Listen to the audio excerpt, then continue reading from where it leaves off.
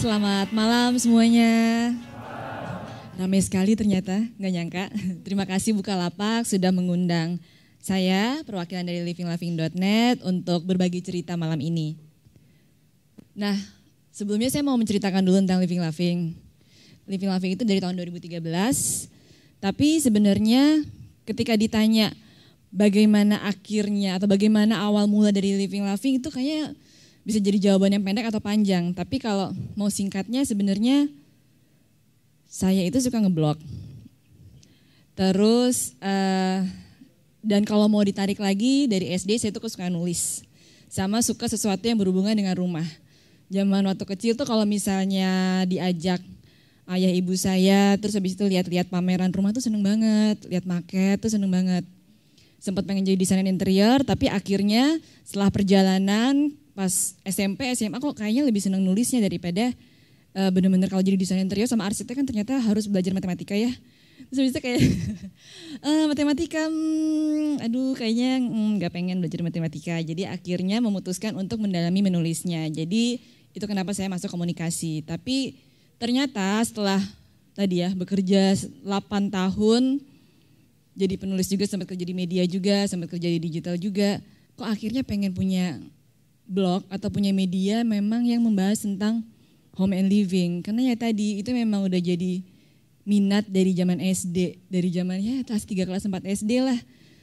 Nah, dari situ akhirnya memutuskan buat bikin Living Laughing. Nah, apa aja yang kami bahas? Nah, ini. Jadi bahasnya tadi ada home, living, kreatif, ada event sama workshop. Nah, ini salah satu signature dari konten Living Laughing sendiri. Kita lihat ya.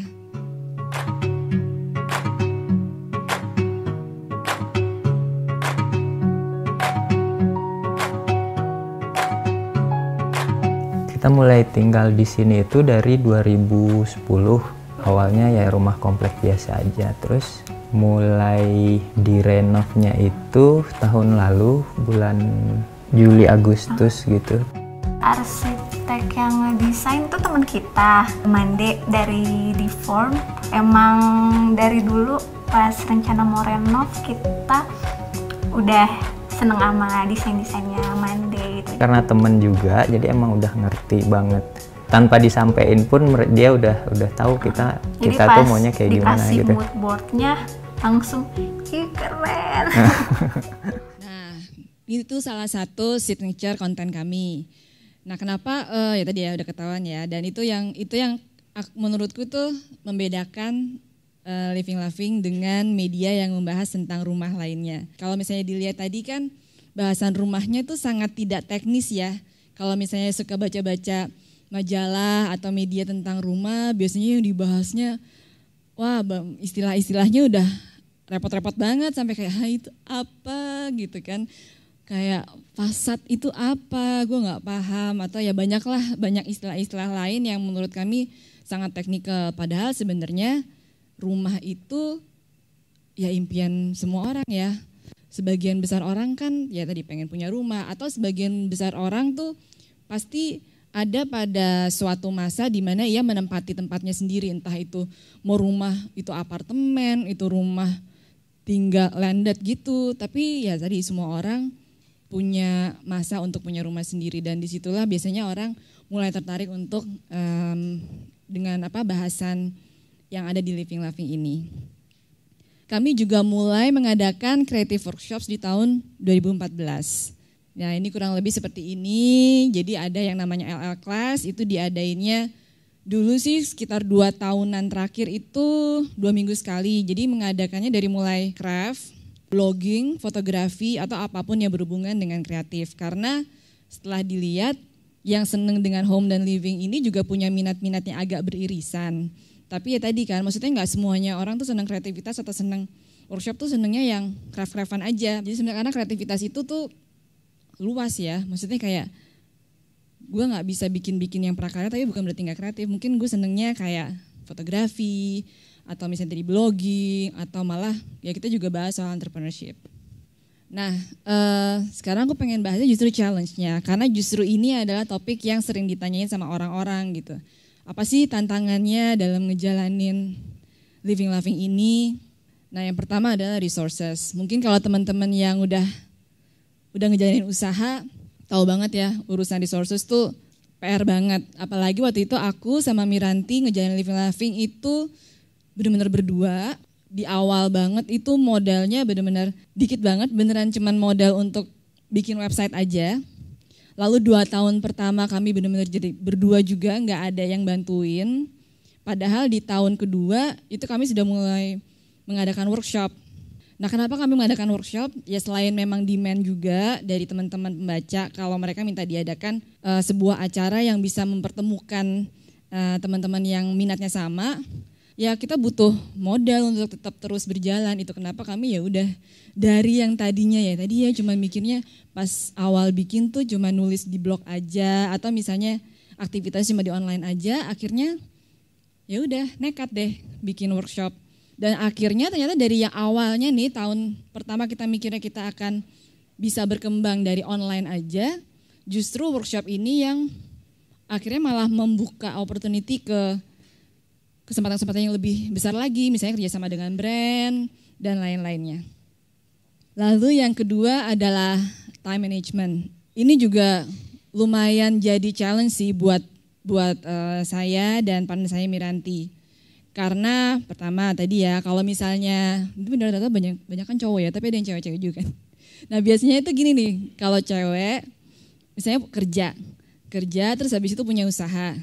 Terus habis itu misalnya kalau baru nikah aja tapi belum punya anak nggak apa-apa deh. Tapi kalau punya anak tuh susah banget ternyata.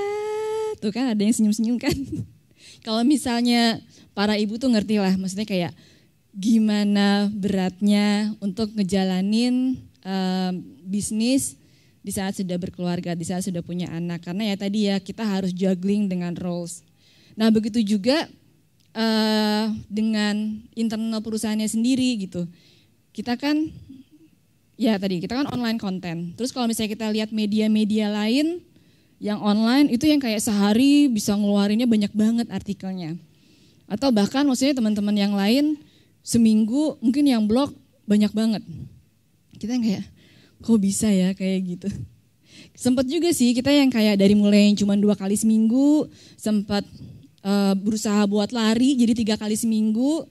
Tapi akhirnya setelah ngejalanin itu kayaknya lebih dari 1 atau 2 tahun ternyata kayak baru berasa, wow kok jadinya konten kita oke lah kita bisa menepati waktu, tapi kualitas dari kontennya sendiri tuh jadi gitu-gitu aja karena kita nggak sempat buat eksplorasi, kita mengupload konten itu ya for the sake of ya udah, yang penting ke-upload, ya mau meskipun ini kayak agak-agak nanggung tapi nggak apa-apa deh. Nah dari situ, tapi di satu sisi juga khawatir dulu kalau misalnya kontennya kayak nggak yang tiap hari atau misalnya nggak sering, nanti orang-orang pada nggak datang lagi. Pokoknya banyak ketakutan kayak gitu deh. Tapi ya tadi, buat apa kalau misalnya kontennya itu ya tadi nggak benar-benar original. Karena memang dari awal sih kami memutuskan untuk punya konten yang original, yang benar-benar diproduksi sendiri, fotonya diproduksi sendiri, kayak tadi video juga. Itu kan bukan yang bisa dikerjain kayak hari ini terus besok langsung jadi gitu, apalagi dengan human resource yang masih terbatas seperti Living Laughing. Akhirnya dari situ mulai sadar diri, terus habis itu akhirnya ya udah kita mendingan 2 kali seminggu, tapi ya benar-benar benar-benar berkualitas, benar-benar orang tuh kalau baca bisa benar-benar dapat yang detail, benar-benar dapat manfaatnya. Nah, yang ketiga ini soal tren sama idealisme. Ini juga susah-susah gampang. Kalau tren ya tadi ya kan tren selalu berubah dan waktu itu juga aku juga sempat ada pada masa di mana ngerasa kita harus selalu ngikutin. Kita harus selalu bisa adaptasi dengan perubahan yang ada. Zaman Snapchat lah, oke bikin Snapchat.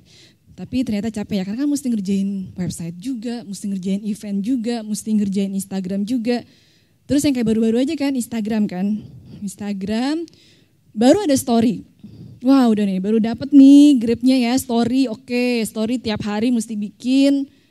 Habis itu mulai adaptasi juga kan, ada yang ngerjain story supaya bagus, supaya bisa rapi. Tiba-tiba ada IGTV, ya kayak oke, ini apa lagi ya, padahal kita lagi belajar story, habis itu lagi pelan-pelan tuh lagi belajar YouTube. Nah akhirnya kami mutusin buat oke, ini kayaknya nggak bisa dilakuin kayak semuanya, tapi balik lagi jadinya hasilnya gitu-gitu aja. Kalau hasilnya gitu-gitu aja, audiensnya juga atau pembaca juga ngerasanya ya udah nggak engage dengan kontennya. Jadi kami memutuskan untuk oke, fokus mau yang mana.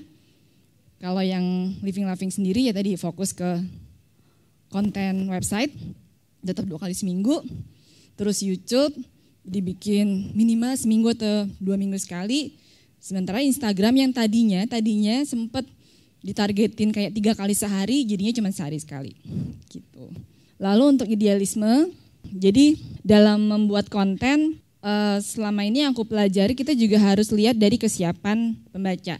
Misalnya gini contohnya, jadi Living Loving itu tahun ini sejak bulan Januari kemarin menggandeng kontributor tetap selama setahun membahas tentang organizing. Jadi gimana cara merapikan rumah mulai dari menyortir, lalu merapikan di kamar kayak gimana, di dapur kayak gimana, kulkas dalamnya kayak gimana, itu kita kupasin satu-satu. Nah itu sebenarnya kalau dari plan kami itu cuman kayak startnya aja. Karena sebenarnya ide besarnya atau cita-citanya adalah ya mengajak orang untuk mindful living, untuk sustainable living. Tapi untuk mencapai idealisme itu kan nggak bisa yang, kalau menurut aku sih nggak bisa yang langsung disodorin nih kayak gini nih caranya sustainable living. Lo harus bisa gini. Nah, tapi kan kalau kayak gitu kan orang jadi kayak aduh kayaknya gue nggak mungkin nih, gue nggak sanggup. Tapi kalau orang dikasih tahu caranya nih gini loh, caranya kalau nyortir barang, gini loh caranya supaya rumah lebih teratur, itu lebih dekat sama mereka. Jadi makanya kita ngasih waktu setahun untuk ya mengedukasi orang. Jadi ini kesimpulannya setelah menjalani Living Loving selama hampir 6 tahun, yang pertama adalah find your purpose. Karena menurutku jadi punya usaha itu sebenarnya semua orang bisa, karena sekarang gampang banget untuk punya usaha. Tapi kalau aku lihat tidak semua cocok jadi entrepreneur. Memang setiap manusia itu kayak punya fungsinya masing-masing, karakteristiknya masing-masing.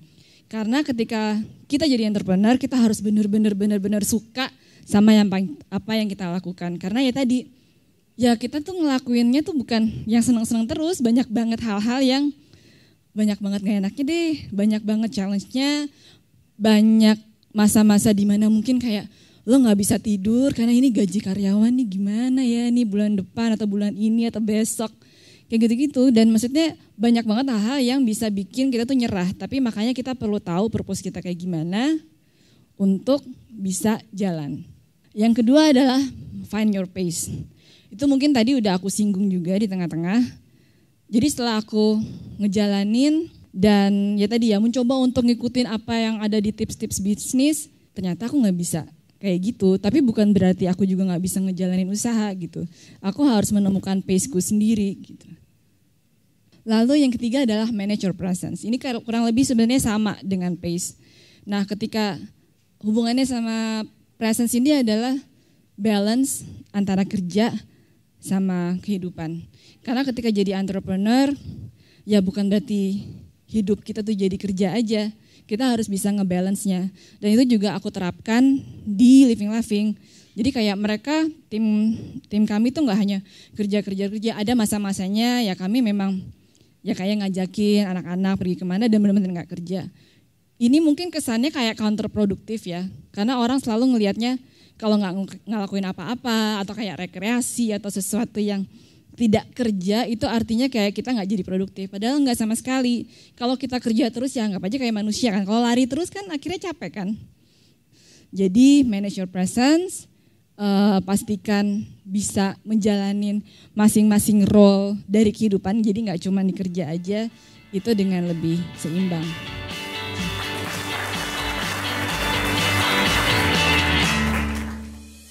Buka aja Bukalapak.